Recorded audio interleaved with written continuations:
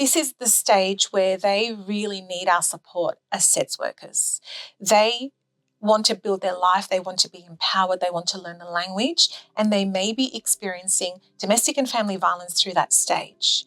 So this is the stage where that intensive support that you receive through HSP and you receive through SETS is no longer available because now maybe you're a citizen.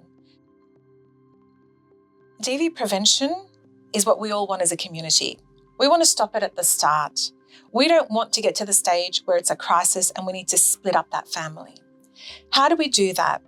First of all, in settlement, we're in a really unique position with our clients because they've moved to a new country where there's new norms, new expectations, new understandings of gender roles, and this is really a unique opportunity for them to reform that information with our support because they know they have to become accustomed to this new way of life in a new country.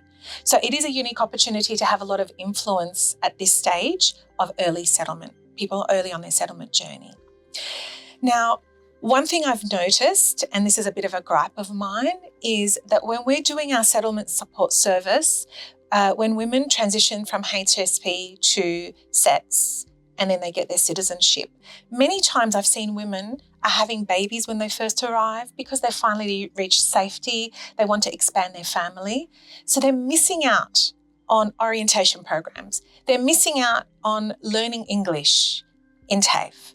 They're missing out on so much of that initial support where the men are taking advantage of that and the women are the primary carers of their families, having children, taking them to school and providing that care role. So maybe they're doing one day of TAFE, if any at all. And so by the time they become citizens, this is the stage where they really need our support as sex workers.